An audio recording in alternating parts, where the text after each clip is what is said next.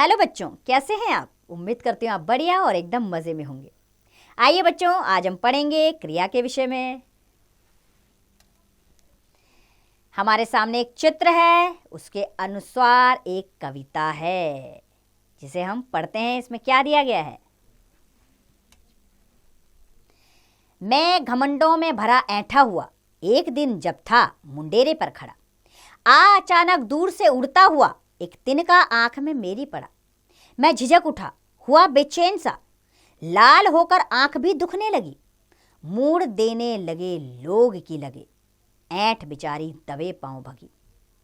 तो बच्चों, इस काव्यांश में जो शब्द आए हैं, जैसे कि भरा, ऐंठा हुआ, था, खड़ा, आ, उड़ता हुआ, पड़ा, उठा, हुआ, दुखने लगी, होकर, देने, लगे, भगी, इन शब्दों से किसी न किसी कार्य के होने अथवा करने का पता चल रहा है। अतः ये क्रिया शब्द है। अर्थात जिन शब्दों से किसी कार्य के करने या होने का बोध होता है उन्हें क्रिया कहते हैं। अब इसमें याद रखने वाली बात यह है कि हिंदी भाषा में क्रिया वाक्य के अंत में आती है। क्रिया के बिना वाक्य पूरा नहीं होता है। किसी वाक्य में एक अथवा एक से अधिक क्रियाएं हो सकती हैं। कर्ता के लिंग, वचन, पुरुष और काल के अनुसार क्रिया के रूप बदल जाते हैं। जैसे लिंग के आधार पर माताजी पुस्तक पढ़ रही है, पिताजी पुस्तक पढ़ रहे हैं। वचन के आधार पर जैसे लड़का खेल रहा है, लड़के खेल रहे हैं। पुरुष के आधार पर मैं पत्र लिखता हूँ, तुम पत्र लिखते हो।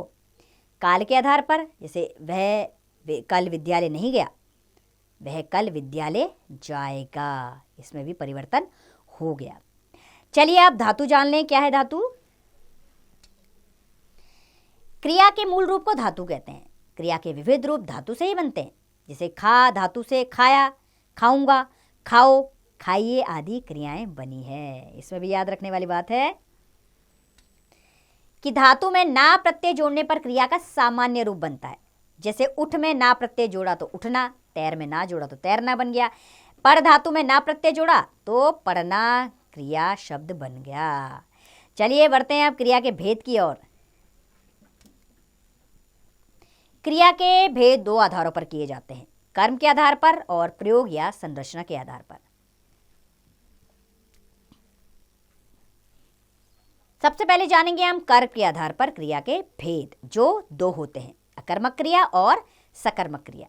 तो सबसे पहले पढ़ लेते हैं अकर्मक क्रिया के विषय में। तो जिन क्रियाओं के साथ कर्म ना हो तथा क्रिया का फल कर्ता पर पड़ता हो उन्हें अकर्मक क्रिया कहते हैं। जैसे स्वाति खेल रही है, कर्म नहीं है इसमें, राहुल सो रहा है। तो इन वाक्यों में खेल रही है तथा सो रहा है क्रियाओं के साथ कर्म नहीं है, और क्रियाओं का फल क्रमशः स्वाति वो राहुल कर्ताओं पर पड़ रहा है। अतः ये अकर्मक क्रियाएं हैं। दूसरा है सकर्मक क्रिया,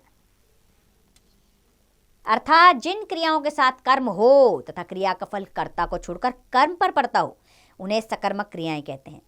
जैसे कंचन चाय बना रही है, श्री कृष्ण ने कंस को मारा। तो इन वाक्यों में बना रही है तथा मारा क्रियाओं के साथ कर्म है, और क्रियाओं का फल क्रमशः कंचन व श्री कृष्ण कर्ताओं पर न पड़कर चाय व कंस कर्मों पर पड़ रहा है। अतः यह सकर्मक क्रियाएं हैं। सकर्मक क्रियाएं भी दो प्रकार की होती है, एक कर्मक क्रिया और द्विकर्मक क्रिया। एक कर्मक क्रिया कौन सी होती है? नाम से प्रतीत हो रहा है एक कर्म हो, जिसमें जिन क्रियाओं में केवल एक ही कर्म होता है वे एक कर्मक क्रियाएं होती हैं। जैसे पंकज पत्र लिख रहा है, माली पौधे सींच रहा है। इसमें पत्र और पौधे एक ही कर्म है दोनों वाक्यों में, तो ये एक कर्मक क्रिया है। दूसरा होता है द्विकर्मक क्रिया, यानी दो कर्म वाली। जिन क्रियाओं में दो कर्म होते हैं वे द्विकर्मक क्रियाएं कहलाती हैं। जैसे विद्यार्थी ने अध्यापक जी को कॉपी दिखाई, सेठ जी ने गरीबों को कंबल बांटे। तो पहले वाक्य में अध्यापिका जी और कॉपी दो कर्म है, दूसरे वाक्य में गरीबों और कंबल, इसमें भी दो कर्म है। तो यहाँ पर ये दो कर्मक क्रियाएं हैं। अब हम जानेंगे बच्चों प्रयोग या संरचना के आधार पर क्रिया के भेद। तो प्रयोग या संरचना के आधार पर क्रिया के 5 भेद होते हैं: सामान्य क्रिया, संयुक्त क्रिया, नाम धातु क्रिया, प्रेरणार्थक क्रिया और पूर्वकालिक क्रिया। सबसे पहले जानेंगे सामान्य क्रिया क्या है। जब किसी वाक्य में केवल एक ही क्रिया का प्रयोग किया जाता है तो उसे सामान्य क्रिया कहते हैं। जैसे उमंग जागा, बच्चों ने दूध पिया, एक ही क्रिया है तो ये सामान्य क्रिया। दूसरा आता है संयुक्त क्रिया। जब दो या दो से अधिक भिन्न भिन्न क्रियाएं मिलकर एक पूर्ण क्रिया का बोध कराती हैं तो उसे संयुक्त क्रिया कहते हैं। जैसे हर्ष ने व्यायाम कर लिया, पिताजी कार्यालय से लौट आए हैं। तो पहले वाक्य में हर्ष ने व्यायाम कर लिया, इसमें दो क्रियाएं, करना और लिया, तो ये संयुक्त क्रिया। पिताजी कार्यालय से लौट आए हैं, इसमें दो क्रियाएं हैं, तो संयुक्त क्रिया हो गई।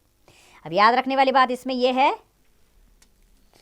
कि संयुक्त क्रिया वाले वाक्यों में पहली क्रिया मुख्य क्रिया तथा शेष क्रियाएं मुख्य क्रिया की सहायक क्रियाएं कहलाती हैं। अगले आता है नाम धातु क्रिया। जो क्रियाएं संज्ञा, सर्वनाम, विशेषण तथा अनुकरणवाची शब्दों से बनाई जाती हैं उन्हें नाम धातु क्रियाएं कहते हैं। जैसे कि संज्ञा शब्दों से बनाने वाली नाम धातु क्रियाएं हैं। रंग संज्ञा शब्द है, नाम धातु क्रिया बना रंगना। चक्कर से चकराना, लात से लतियाना नाम धातु क्रिया है। गांठ से गठियाना, हाथ से हथियाना, फटकार से फटकारना, बात से बतियाना, झूठ से जुठलाना, शर्म से शर्माना और दुख से दुखाना नाम धातु क्रिया है। दूसरा है सर्वनाम शब्दों से। अपना सर्वनाम शब्द है, इससे नाम धातु क्रिया बनी अपनाना। तीसरा है विशेषण शब्दों से। तो लंगड़ा एक विशेषण शब्द है, इससे नाम धातु क्रिया बना लंगड़ाना।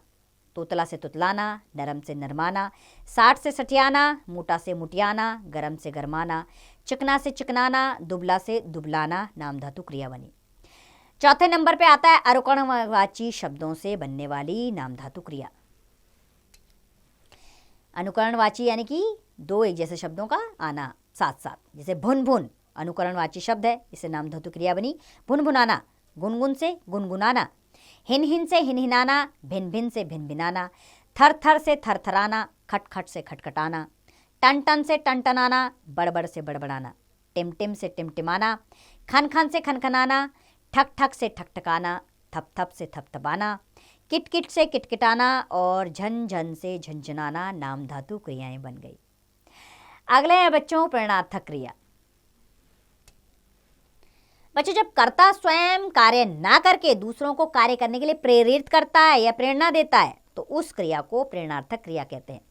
जैसे सुशीला जया से रोटी पकवाती है, अध्यापिका जी ने बच्चों से निबंध लिखवाया। तो यहाँ पर क्या है, सुशीला ने स्वयं कार्य नहीं किया, जया से कार्य करवाया तो प्रेरणार्थक क्रिया है। अध्यापिका जी ने भी बच्चों से निबंध लिखवाया है, खुद नहीं लिखा है, तो यहाँ भी प्रेरणार्थक क्रिया है।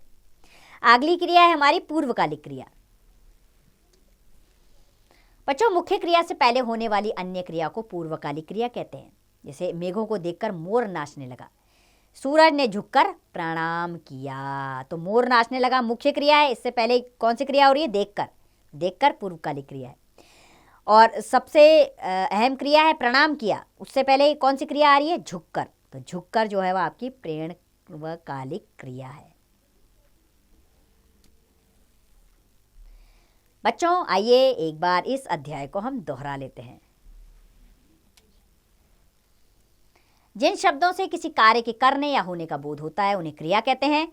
क्रिया के दो आधारों पर भेद किए जाते हैं, कर्म के आधार पर और प्रयोग या संरचना के आधार पर। कर्म के आधार पर क्रिया के दो भेद होते हैं, अकर्मक क्रिया और सकर्मक क्रिया। जिन क्रियाओं के साथ कर्म ना हो तथा क्रिया का फर्क कर्ता पर पड़ता हो उन्हें अकर्मक क्रियाएं कहते हैं। जिन क्रियाओं के साथ कर्म हो तथा क्रिया का फल कर्ता को छोड़कर कर्म पर पड़ता हो उन्हें सकर्मक क्रियाएं कहते हैं। सकर्मक क्रियाएं दो प्रकार की होती हैं, एक कर्मक क्रिया और द्विकर्मक क्रिया। प्रयोग या संरचना के आधार पर क्रिया के 5 भेद होते हैं, सामान्य क्रिया, संयुक्त क्रिया, नाम धातु क्रिया, प्रेरणार्थक क्रिया और पूर्वकालिक क्रिया। उम्मीद करती हूँ बच्चों क्रिया आपको अच्छे से समझ आई होगी। इसमें हमने क्रिया, उसके भेदों को विस्तार पूर्वक जाना। अब इसका अभ्यास कार्य आप स्वयं कीजिए।